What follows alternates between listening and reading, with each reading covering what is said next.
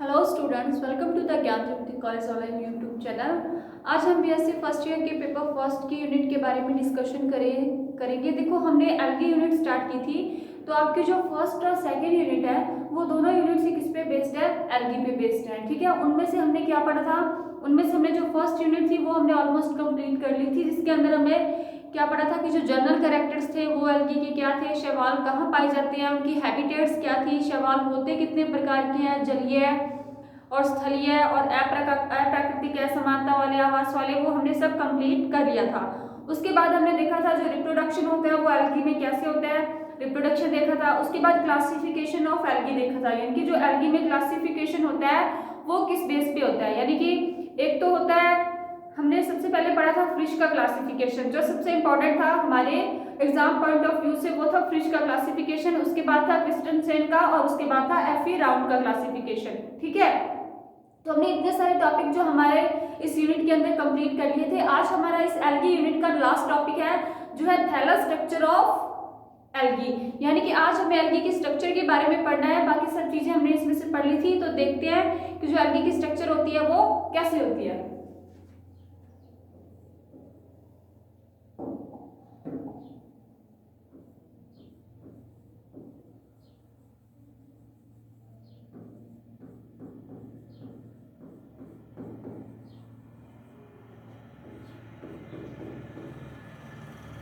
देखो, सबसे पहले हमारे पास एक वर्ड है, द वर्ड इज थैलस। ठीक है, सबसे पहले हमें ये देखना है कि जो थैलस होता है वो वर्ड एल्गी के लिए क्यों यूज किया जाता है। थैलॉइड भी किससे बना है? थैलस से बना है। देखो, थैलस का मतलब होता है बॉडी या काई, यानी कि जो शैवाल होते हैं उनका जो थैलस या बॉडी होती है वो कैसी होती है। जो शैवाल होते हैं उनकी बॉडी होती है थैलॉइड। ठीक है, अब ये थैलॉइड का मतलब क्या है? थैलॉइड का मतलब है कि जो शैवाल होते हैं उनमें जो जड़, तना, पत्ती, वो तीनों स्पष्ट रूप से दिखाई नहीं देते, यानी कि पूरा का पूरा प्लांट एक जैसा होता है। उसको देख के हम यह स्पष्ट नहीं कर पाते, यह नहीं बता पाते कि इसमें से जड़ कौन सा है, पत्ता कौन सा और तना कौन सा है। ठीक है, इसलिए इनमें हम तीनों में डिवाइडेशन नहीं कर सकते, डिफरेंशिएशन नहीं कर सकते, इसलिए इसको थैलस स्ट्रक्चर या थैलॉइड स्ट्रक्चर बोलते हैं। अब इसको थैलस और थैलॉइड स्ट्रक्चर के बेस पे दो पार्ट्स में बांटा गया है एल्गी के क्लासिफिकेशन को, यानी कि इनकी जो स्ट्रक्चर है वो दो पार्ट्स में दी गई है। अब देखते हैं कौन कौन से हैं।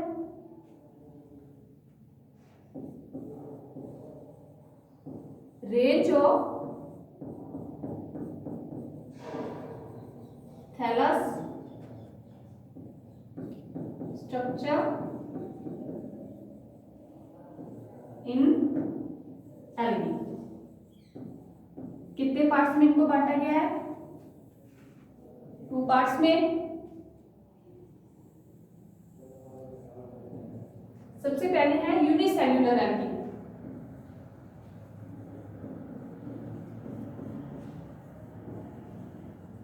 अब देखिए, यूनिसेल्युलर एल्गी कौन से होते हैं? एक कोशिकीय शैवाल।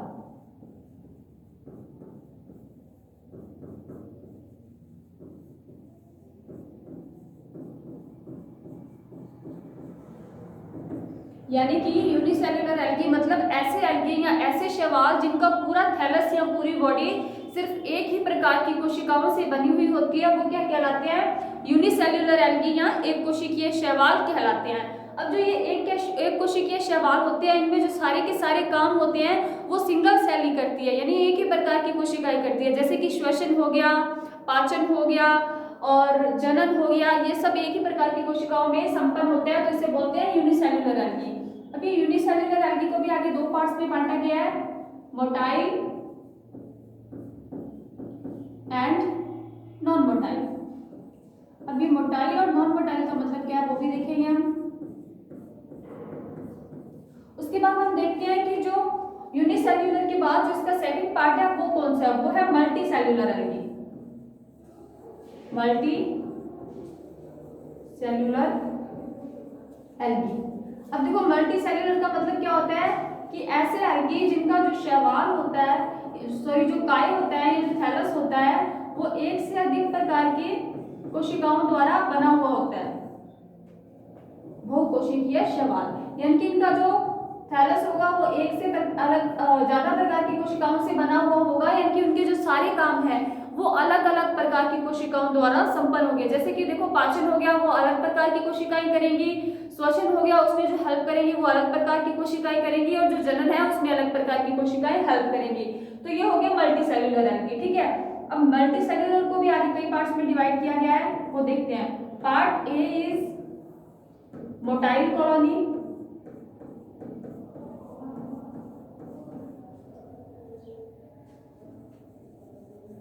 Part B is non motile colony,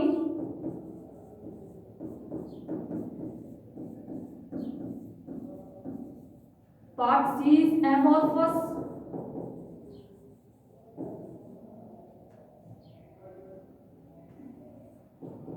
amorphous algae, number D is dendrites,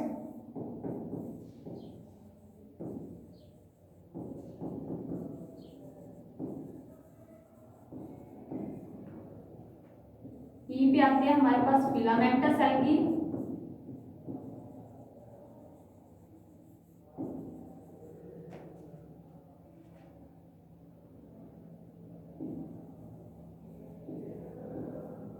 filamentous के बाद है हमारे पास हेट्रोट्राइकोन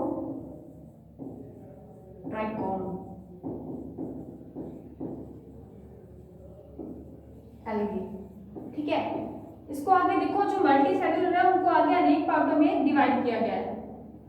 उसके बाद है हमारे पास पैरेनकाइमेट,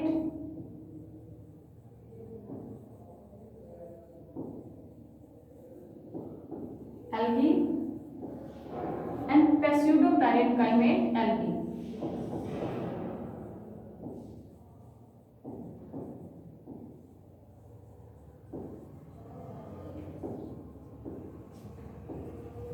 ठीक है, अब देखो, अब इनके बारे में हम अच्छे से स्टडी करते हैं कि इनके अंदर होता क्या है। सबसे पहले हम देखेंगे जो यूनिसेल्युलर होते हैं, एक कोशिकीय शैवाल होते हैं, उनके अंदर जो मोटाइल और नॉन मोटाइल दो पार्ट्स हैं, उनका मतलब क्या है। देखो, मोटाइल और नॉन मोटाइल का मतलब है कि जो गति कर सकते हैं। ठीक है, अब मोटाइल का जो एग्जांपल है वो है हमारे पास क्लेमाइडोमोनास।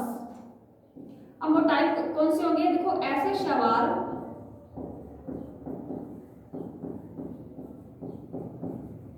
जिनमें फ्लैजेला पाई जाती है, फ्लैजेला पाई जाती है, और जो गति कर सकते हैं,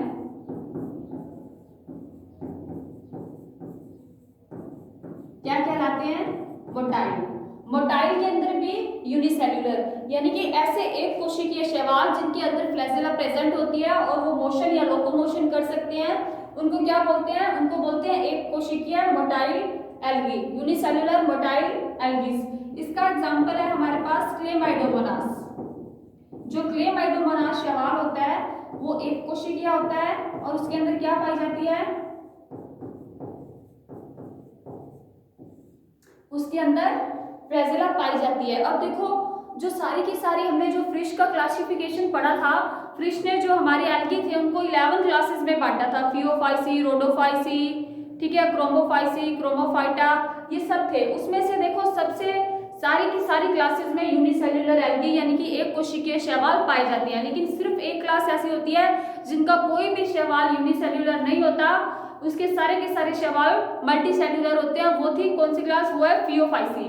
तो हमारे पास एक इंपॉर्टेंट नोट है कि फियोफाइसी क्लास के सभी शैवाल मल्टी सेल्युलर यानी कि बहुकोशिकीय होते हैं, उनमें एक से अधिक प्रकार की कोशिकाएं पाई जाती हैं, और बाकी जितनी भी 10 की 10 क्लासेस बची हैं उनके अंदर एक कोशिकीय शैवाल किसी न किसी रूप में पाए जाते हैं। ये तो हो गया मोटाइल। उसके बाद है नॉन मोटाइल। नॉन मोटाइल को ऐसे शैवाल या ऐसे एक कोशिकीय शैवाल जिनमें फ्लैजेला नहीं पाई जाती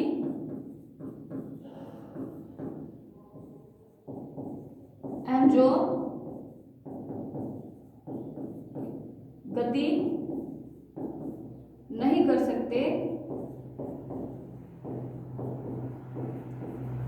कहलाते हैं? नॉन मोटाइल शैवाल कहलाते हैं। अब इसका एग्जाम्पल है क्लोरेला।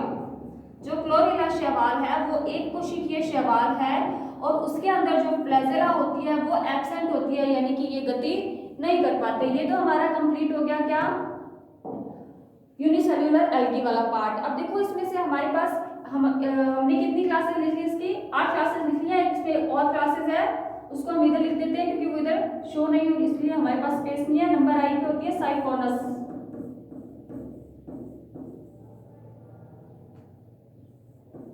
साइफोनस, ठीक है, एल्गी।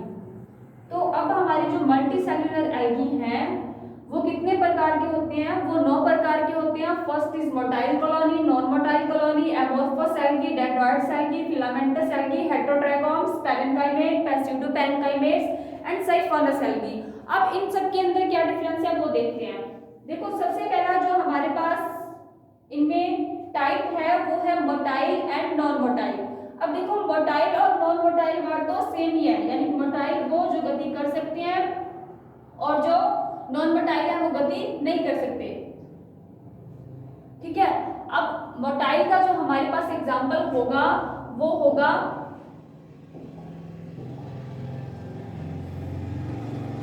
वॉलवॉक्स, ठीक है। अब देखो मोटाइल नॉन मोटाइल तो इधर भी रखे थे हमने, मोटाइल नॉन मोटाइल इधर भी रखे हैं, लेकिन इनमें डिफरेंस क्या है कि इधर के जो मोटाइल और नॉन मोटाइल्स थे वो यूनिसेल्युलर थे, उनमें एक ही कोशिका थी, और जो इधर वाले मोटाइल और नॉन मोटाइल्स है उनके अंदर एक से अधिक प्रकार की कोशिकाएं पाई जा रही हैं जो अलग अलग कार्यों को संपन्न कर रही हैं। और हमारे पास मोटाइल का एग्जांपल था वॉलवॉक्स और नॉन मोटाइल का पेडिस्ट्रम। कौन सा है? पेडिस्ट्रम। पेडिस्ट्रम शैवाल बहुकोशिकीय है और नॉन मोटाइल होता है। उसके बाद नेक्स्ट टर्मिनोलॉजी है हमारे पास एमॉर्फस एल्गी। अब देखो एमॉर्फस एल्गी कैसे होते हैं, कौन से होते हैं? एमॉर्फस एल्गी को पामिला स्टेज भी बोलते हैं, पामिला एल्गी या पामिला स्टेज। अब ये पामिला एल्गी का मतलब क्या होता है? देखो इसका मतलब ये है कि एमॉर्फस एल्गी में छोटे छोटे एल्गियों की कई कॉलोनियां बन जाएंगी। जैसे कि अलग अलग प्रकार के एल्गी हैं, ये एक झुंड में या ग्रुप में इकट्ठे हो जाएंगे और इनके चारों ओर क्या हो जाएगा? इनके चारों ओर एक लिक्विड नुमा पदार्थ, चिपचिपा पदार्थ इनको जोड़ रखेगा, आपस में कंबाइन कर लेगा। तो ये जो स्टेज बनती है ये कहलाती है पामिला स्टेज। क्या कहलाती है? Pamela stage. इसके अंदर छोटे छोटे शैवाल है और इसके चारों ओर क्या है? चिपचिपा एक द्रव्य है, ये होगी पामिला स्टेज। इसके अंदर अब क्या होंगे हमारे पास? इसके अंदर हमारे पास होंगे शैवाल। तो ये पामिला स्टेज का जो एग्जांपल है वो एमॉर्फस एल्गी में होता है, और इसका जो हमारे पास एग्जांपल है वो है माइक्रोसिस्टिस। कौन सा एल्गी है? एमॉर्फस का एग्जांपल माइक्रोसिस्टिस। ये जो माइक्रोसिस्टिस एल्गी है जो समुद्र में पाया जाता है, इसका जो आकार होता है वो भी बड़ा होता है, और ये कौन सी स्टेज शो करता है? ये पामिला स्टेज शो करता है, ठीक है। इसके बाद है हमारे पास नेक्स्ट टाइप डेंड्रॉइड एल्गी। अब डेंड्रॉइड्स नाम सुने होंगे तुमने। डेंड्रॉइड्स क्या होते हैं? डेंड्रॉइड्स होते हैं एक प्रकार से ब्रांचेस, ठीक है। जो ब्रांचेस निकली होती हैं उनको बोलते हैं डेंड्रॉइड, और ये फोल्डेड स्ट्रक्चर होती है। कौन सी? Folded structure. अब फोल्डेड स्ट्रक्चर का मतलब क्या है कि इसमें जो एल्गी आएंगे वो ऐसे एल्गी होंगे जो एक दूसरे के ऊपर क्या होते हैं? जो एक दूसरे के ऊपर फोल्ड होते हैं, ठीक है। अब इसका डेंड्रॉइड का एग्जांपल हमारे पास क्या होगा? एग्जांपल ऑफ डेंड्रॉइड है हमारे पास डिनोब्रायोन, डिनोब्रायोन एल्गी, ओके। नेक्स्ट है हमारे पास फिलामेंटस एल्गी। फिलामेंटस मतलब एक फिलामेंट के रूप में पाए जाते हैं ये एल्गी। अब ये फिलामेंटस एल्गी भी आगे दो टाइप्स में डिवाइड है, यानी कि एक तो है ब्रांच्ड और एक है अनब्रांच्ड। अनब्रांच्ड मतलब ऐसे एल्गी जिनके अंदर कोई भी ब्रांच निकली नहीं हुई होगी और जो सिर्फ एक लंबी चेन के रूप में होंगे। अब हम फिलामेंटस एल्गी का डायग्राम बनाएं तो वो कुछ इस टाइप से होगा, जैसे एक लंबी चेन है,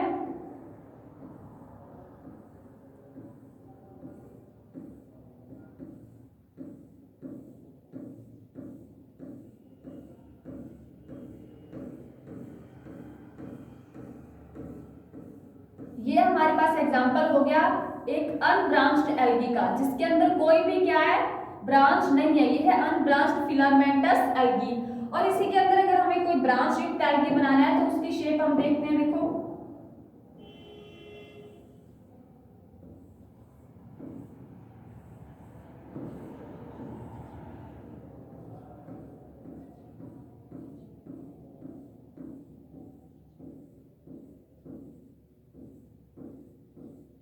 ये हो गया हमारे पास ब्रांच एल्गी। ठीक है, इसके अंदर जो ब्रांचेस हैं वो एक दूसरे के ऊपर से निकली हुई होती हैं। ये तो हो गया फिलामेंटस ब्रांच एल्गी, और ऊपर वाला था जो वो था अनब्रांच्ड फिलामेंटस एल्गी, यानी कि ये पूरा चैन के रूप में है, इसके अंदर कोई भी ब्रांच निकली नहीं हुई है, और इस ब्रांच्ड फिलामेंटस के अंदर एक दो ब्रांचें हमें इस चैन में से निकलती हुई दिखाई दे रही है। ठीक है, ये होते हैं फिलामेंटस एल्गी। अब फिलामेंटस एल्गी का जो एग्जांपल है वो है जो अनब्रांच्ड होता है, यानी कि जिसकी स्ट्रक्चर ऐसी होगी, वो तो क्या होगा, यूलोथ्रिक्स। यूलोथ्रिक्स जो शैवाल होता है वो किसका एग्जांपल होता है, यूलोथ्रिक्स जो शैवाल है वो है हमारे पास एग्जांपल अनब्रांच्ड फिलामेंटस एल्गी का। और जो हमारा फिलामेंटस एल्गी है उसका एग्जांपल है हमारे पास क्लेडोफोरा, इसको बोलते हैं क्लेडोफोरा। ठीक है, हो गया क्लियर यहां तक। उसके बाद देखो नेक्स्ट है हमारे पास हेट्रोट्राइकोम एल्गी। हेट्रो मतलब क्या होता है, हेट्रो मतलब होता है अलग अलग प्रकार के, और ट्राइकोम्स होता है धागेनुमा संरचनाएं, यानी कि अलग अलग प्रकार की धागेनुमा संरचनाएं जिन एल्गी के अंदर निकलती रहती है उन्हें बोलते हैं हेट्रोट्राइकोम्स। अब इसके स्ट्रक्चर बना के देखते हैं हम, देखो यहां बना लेते हैं, जैसे ये एक होगी ब्रांच, अब इसके अंदर ऐसी धागेनुमा संरचनाएं या बाहुनुमा संरचनाएं निकली हुई रहेंगी। तो इसको किस टाइप का एल्गी बोलेंगे हम, इसको हम बोलेंगे हेट्रोट्राइकोम एल्गी। ठीक है, अब ये हेट्रोट्राइकोम एल्गी का एग्जांपल हमारे पास क्या है, इसका एग्जांपल है हमारे पास हेट्रोट्राइकोम का कारा। जो कारा होता है उसके अंदर इस प्रकार से धागेनुमा संरचनाएं निकली हुई रहती हैं, तो ये हो गया कारा। उसके बाद नेक्स्ट है हमारे पास पैरेनकाइमेट एल्गी। पैरेनकाइमेट्स जो एल्गी होते हैं उनकी जो स्ट्रक्चर होती है वो लीफ लाइक स्ट्रक्चर होती है। कैसी, लीफ लाइक यानी कि पत्तीनुमा संरचना। चलो बनाते हैं लीफ लाइक स्ट्रक्चर, अब हम यहां बना लेते हैं।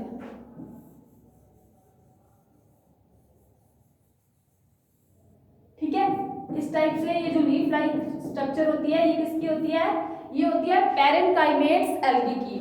उसके बाद अब हम पैरेनकाइमेट्स का एग्जांपल देखते हैं, तो पैरेनकाइमेट्स का एग्जांपल है हमारे पास पोरफायरा। कौन सा एल्गी है, पोरफायरा।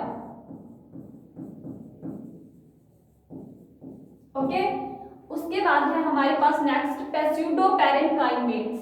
पेस्यूडो का मतलब क्या होता है, झूठा या फिर फॉल्स। अब पेस्यूडो का मतलब है कि जो दिखेगा तो कैसा, पैरेनकाइमेट जैसा, यानी कि उनकी स्ट्रक्चर तो लीफ लाइक होगी लेकिन वो वास्तव में वैसी होगी नहीं, सिर्फ वो हमें भ्रम होगा, एक प्रकार से दिखाई देने में वो पैरेनकाइमेट्स के जैसे होंगे, लेकिन अगर हम उनकी वास्तविक स्ट्रक्चर को देखेंगे तो वो पेस्यूडो लगेंगे, यानी कि झूठे लगेंगे, उनकी वास्तविक स्ट्रक्चर पैरेनकाइमेट्स की तरह नहीं होती, इसलिए इनको बोलते हैं पेस्यूडो पैरेनकाइमेट्स।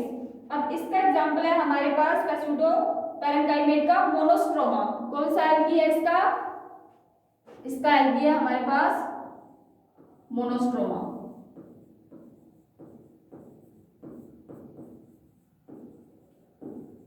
ठीक है, ये हो गया हमारे एक प्रकार की एल्गी।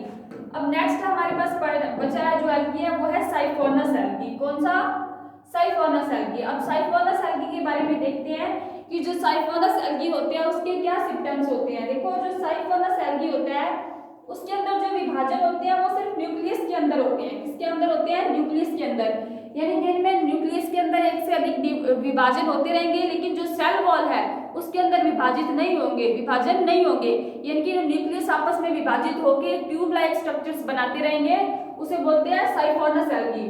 तो हम यहाँ पे एक छोटी सी स्ट्रक्चर बना लेते हैं साइफोनस एल्गी की। इसका एग्जांपल यहाँ लिख देते हैं वॉल बॉक्स।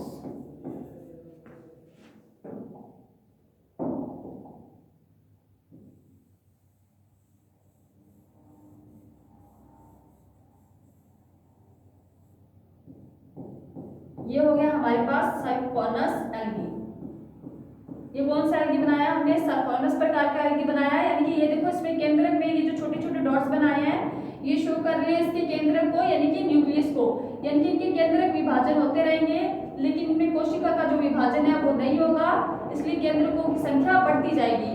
और ये फोटो हमारे पास कौन सी एल्गी की है? ये है वोकेरिया। किसकी? वोकेरिया या वॉचेरिया, या वोकेरिया बोलते हैं या फिर वॉचेरिया। ठीक है, तो साइफोनस का मतलब है कि केंद्रकों में जो विभाजन होता रहेगा और कोशिका में विभाजन नहीं होगा। इसलिए ये हमारा टॉपिक अब है कंप्लीट हो चुका, range of thallus structure of algae. कितने प्रकार के होते हैं? Unicellular, multicellular. यूनिसेल्युलर एक कोशिकीय होते हैं जिनके सारे के सारे काम एक कोशिका द्वारा संपन्न होते हैं। इन्हें दो भागों में बांटा जाता है, मोटाइल, नॉन मोटाइल। मोटाइल जो फ्लैजिला पाई जाती है और गति कर सकते हैं, एग्जांपल है क्लेमाइडोमोनास। और नॉन मोटाइल जिनके अंदर फ्लैजिला नहीं पाई जाती है, एग्जांपल है क्लोरेला। Chlorella, okay. उसके बाद आ गया मल्टीसेल्युलर। मल्टीसेल्युलर के अंदर सबसे पहले है मोटाइल कॉलोनी। मोटाइल कॉलोनी में जो शैवाल रहते हैं वो गति कर सकते हैं और वो बहुकोशिकीय होते हैं, वो है वॉलवॉक्स। उसके बाद है नॉन मोटाइल जो गति नहीं कर सकते और मल्टीसेल्युलर होते हैं, उसका एग्जांपल है पेरिस्ट्रम। उसके बाद है अमोर्फस एल्गी, यानी कि जिनके अंदर पामेला स्टेज पाई जाती है, यानी जो चिपचिपे पदार्थ से युक्त शैवाल होते हैं उनके चारों ओर एक चिपचिपा पदार्थ एक लेयर बना लेते हैं, उसको बोलते हैं एमोर्फस एल्गी या पामेला स्टेज। इसके अंदर होते हैं, इसका एग्जांपल है माइक्रोसिस्टिस। उसके बाद है डेंड्रॉइड्स। डेंड्रॉइड्स मतलब जिनके अंदर ब्रांचेस भी होती हैं, यानी कि डेंड्रॉइड्स निकले हुए होते हैं। ठीक है, वो क्या कहलाते हैं? डेंड्रॉइड्स। इसका एग्जांपल है डिनोब्रायन। उसके बाद है फिलामेंटस एल्गी जो फिलामेंट के रूप में पाए जाते हैं। ये दो प्रकार के होते हैं, अनब्रांच्ड, ब्रांच्ड। अनब्रांच्ड में कोई भी ब्रांच निकली नहीं हुई होती, चेन लाइक स्ट्रक्चर होती है, एग्जांपल यूरोथ्रिक्स। और ब्रांच्ड में क्या होता है? ब्रांचेस निकली हुई होती हैं, एग्जांपल क्लेडोफोरा। उसके बाद है फिलामेंटस के बाद हेट्रोट्राइकोन।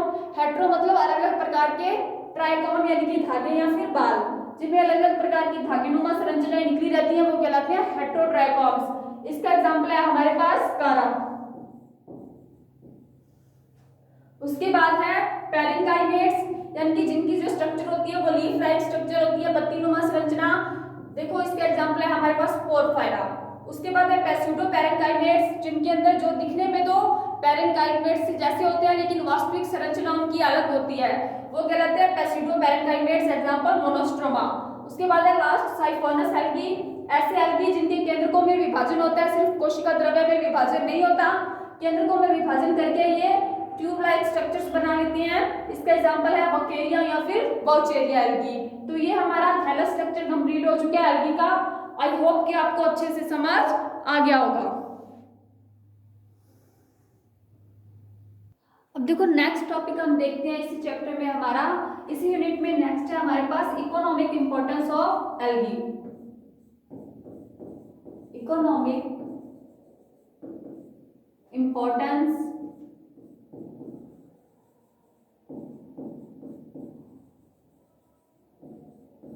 ऑफ एल्गी या daily life importance of algae in our life. अब देखो जो एल्गी होते हैं वो हमारे जीवन को किस प्रकार से प्रभावित करते हैं। ठीक है, स्ट्रक्चर, रिप्रोडक्शन और ये सब तो क्लासिफिकेशन, ये तो सब तो हमने लिया पढ़। अब हम देखते हैं कि जो एल्गी है इनका हमारे दैनिक जीवन में या डेली लाइफ में क्या यूज होते हैं। अब देखो इकोनॉमिक इंपॉर्टेंस के आधार पर जो एल्गी होते हैं उन्हें कितने पार्ट्स में डिवाइड किया गया है? 2 पार्ट्स में डिवाइड किया गया है। पहला तो है लाभदायक आर्थिक महत्व, लाभदायक आर्थिक महत्व,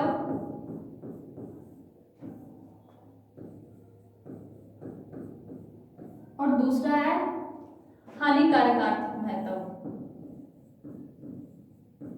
हानिकारक आर्थिक महत्व। अब देखो जिस चीज के लाभ होते हैं उस चीज की कोई ना कोई हानियां भी होती हैं, तो हम दोनों पहलुओं को साथ में लेके चलते हैं। सबसे पहले देखते हैं जो लाभदायक इनके एग्जाम्पल है वो किस रूप में होते हैं, लाभदायक के रूप में ये कैसे काम करते हैं। देखो सबसे पहले ये काम आते हैं हमारे भोजन के रूप में, शैवालों का उपयोग भोजन के रूप में किया जाता है, फूड। उसके बाद है चारा, पशुओं के लिए चारे के रूप में फोडर। उसके बाद है चारे के बाद देखो औषधियों के रूप में भी इनका यूज किया जाता है, यानी कि मेडिसिन्स, औषधियां। उसके बाद इनका जो यूज किया जाता है फूड और औषधियों या चारे के अलावा वो होता है मछलियों के लिए भोजन, मछलियों के भोजन के रूप में।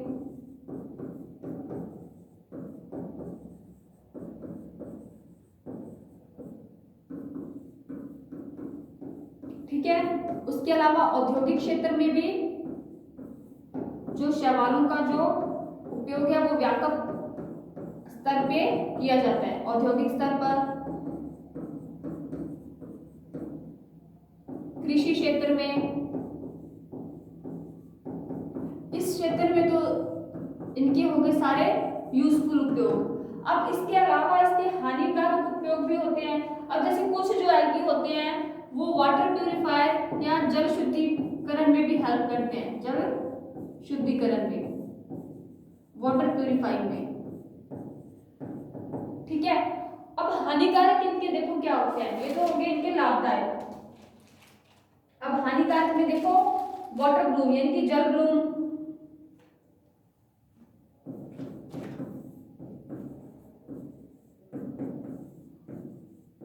जल ब्लूम, इसको वाटर ब्लूम भी बोलते हैं।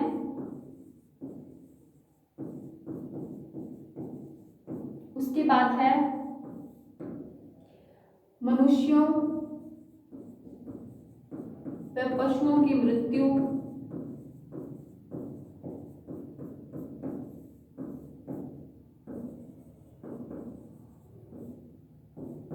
मछलियों की मृत्यु। ये सब सारे इसके क्या है, बैड इफेक्ट्स हैं जो कि इनके कारण होते हैं, शैवालों के कारण। अब ये सारी चीजें होती कैसे हैं, इनमें कौन कौन से शैवाल काम में आते हैं वो देखते हैं। अब देखो ये नील हरित शैवालों द्वारा भी प्रदूषण होता है, जहाजों का प्रदूषण। ठीक है, जहाजों का प्रदूषण। अब प्रदूषण में और परिदूषण में बहुत फर्क है, ये एक ही नहीं होती है दोनों टर्म्स। उसके बाद है नील हरित शैवालों द्वारा प्रदूषण। अब ये होता कैसे है वो देखते हैं।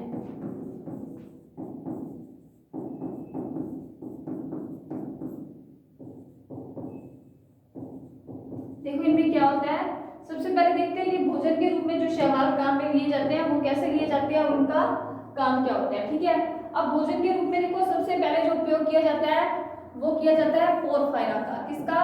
पोरफायरा का। पोरफायरा के अंदर vitamin B and vitamin C पाया जाता है प्रचुर मात्रा में, जिस कारण इसका यूज किसके लिए किया जाता है, भोजन के रूप में किया जाता है।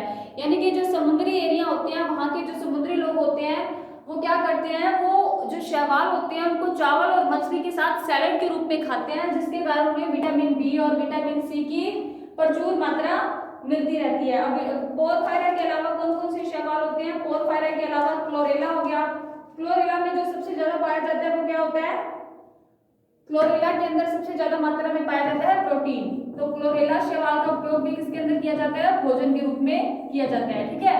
उसके बाद चारा।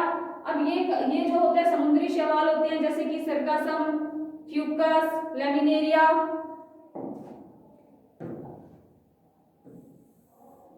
सरगासम, फ्यूकस, लैमिनेरिया, ये सभी शैवाल पशुओं के चारे के रूप में काम आते हैं। ठीक है।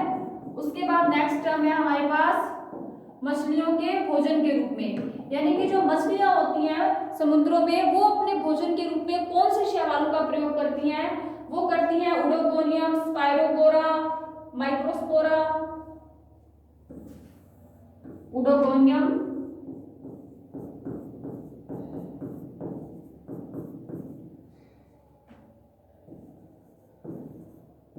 माइक्रोस्पोरा,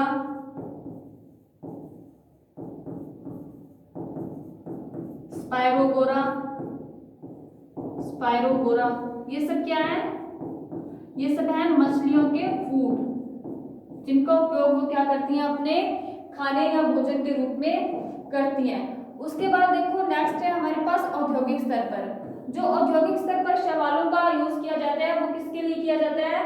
वो किया जाता है एगार एगार जेली बनाने में। एगार एगार जेली का क्या काम होता है? एगार एगार जेली कार्बेनिन, डाइटोमाइट, आयोडीन, एगार एगार जेली के रूप में, आयोडीन निर्माण में, सौंदर्य प्रसाधन के रूप में, ठीक है। इनके अंदर किसका यूज किया जाता है? इनके अंदर शैवालों का यूज किया जाता है। इनमें सबसे इंपॉर्टेंट है एगार एगार जेली। अब ये एगार एगार जेली का जो यूज किया जाता है वो डीएनए के लिए किया जाता है। जो बायोटेक्निक जैव तकनीकी है, जैव प्रौद्योगिकी है, उसके अंदर जो एगार एगार जेली है उसका निर्माण किया जाता है और वो बहुत ही जरूरी होता है। इससे हम डीएनए की स्ट्रक्चर के बारे में स्टडी करते हैं, डीएनए के अणुओं को अलग करते हैं, ठीक है। उसके बाद है नेक्स्ट औषधियों के रूप में। अब औषधियां यानी कि जो मनुष्य में कीटों से जो दवाइयां होती हैं, जो बीमारियां होती हैं, उनके इलाज के लिए किया जाता है, वो सारे के सारे शैवाल होते हैं। उसके बाद है मेन, देखो जो अमाशय होता है हमारा यानी कि स्टमक होता है, जो हमारी अमाशय से रिलेटेड प्रॉब्लम्स होती हैं उनके निवारण के लिए जो औषधि बनाई जाती है वो कौन से शैवाल से बनाई जाती है? वो होती है जिलेडियम शैवाल से, जिलेडियम, ठीक है। उसके बाद आ गया कृषि क्षेत्र में। कृषि क्षेत्र में देखो क्या होता है? कृषि क्षेत्र में ये जो शैवाल होते हैं ये मृदा स्थिरीकरण में सहायता करते हैं। किसमें? मृदा स्थिरीकरण या नाइट्रोजन स्थिरीकरण और नाइट्रोजन स्थिरीकरण, इसमें कौन हेल्प करता है? इसमें शैवाल हेल्प करते हैं। और जो जल शुद्धिकरण, नेक्स्ट है हमारे पास जल शुद्धिकरण। जल शुद्धिकरण क्या होता है कि जल को, कुछ शैवाल ऐसे होते हैं जो समुद्रों में या फिर जल स्रोतों में पाए जाते हैं, जो वहां पाए जाने वाले जल को क्या करते हैं? शुद्ध करते हैं, यानी कि उनको विभिन्न जो टॉक्सिक पदार्थ होते हैं उनसे बचाते हैं। वो कौन कौन से होते हैं? वो होते हैं साइक्लोपास और क्लोस्ट्रीडियम। जल शुद्धिकरण का जो एग्जाम्पल है यानी कि जो जल शुद्धिकरण में शैवाल काम आती है वो कौन कौन से होते हैं? जैविक मछली, ठीक है। अब देखो उसके बाद ये तो हमने पढ़ लिया इनके आर्थिक महत्व। उसके बाद है इनके आर्थिक नुकसान यानी कि हानिकारक आर्थिक महत्व, वो क्या है वो देखते हैं।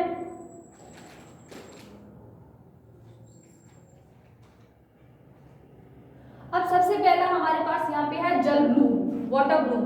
अब ये वाटर ब्लूम क्या होता है? देखो कई बार जल स्रोतों में जो शैवाल है उनकी मात्रा, उनकी संख्या इतनी बढ़ जाती है कि जो पानी का ऊपर वाली जो लेयर होती है, जो पैंदा होता है, तल होता है, उसको सारे को कौन कवर कर लेता है? शैवाल कवर कर लेते हैं, जिससे कि उसके नीचे जो मछलियां पाई जाती हैं वो मछलियां क्या करती हैं? उन मछलियों को ऑक्सीजन नहीं मिल पाती, प्रकाश नहीं मिल पाता, तो जिसके कारण वो मछलियां क्या हो जाती हैं? मर जाती हैं, ठीक है। उस चीज को बोलते हैं जल ब्लूम, यानी कि जो शैवाल है वो सारे के सारे इकट्ठे होकर पानी के ऊपर वाली सतह पे एक ग्रुप बना लेते हैं, ठीक है। ये तो हो गया जल ब्लूम। अब इसके लिए कौन कौन से शैवाल होते हैं? ये ओसिटोलेरिया, ओसिटोलेरिया जो शैवाल है ये भी जल ब्लूम बनाता है, ठीक है। ओसिटोलेरिया के साथ साथ भी कुछ ऐसे शैवाल होते हैं जो जल ब्लूम बनाते हैं, जैसे कि हमारे पास ओसिटोलेरिया के अलावा हो गया है स्पाइरुलिना, ठीक है। अब उसके बाद है मछलियों की मृत्यु, यानी कि जो मछलियां या पशु है वो कुछ हानिकारक शैवालों के कारण मृत हो जाते हैं। वो कौन से है? एनाबीना शैवाल, एनाबीना, माइक्रोसिस्टिस। अगर जल में इनकी वृद्धि हो गई है तो इनसे जो क्या है, जो मछलियां होती हैं उनको हानि पहुंचती है, ठीक है, क्योंकि वो मछलियां इनको खाती हैं, और वो खाती हैं तो ये जो विषैले पदार्थ छोड़ते हैं वो इनके अंदर चले जाते हैं, जिससे ये मछलियों की मृत्यु हो जाती है। और वही अगर उन्हीं मछलियों को कौन खाता है? मनुष्य खाता है या पशु खाते हैं, तो उनके लिए भी वो क्या होती है? हानिकारक होती है, ठीक है। उसके बाद है नेक्स्ट इनका हमारे पास जहाजों का परिदूषण।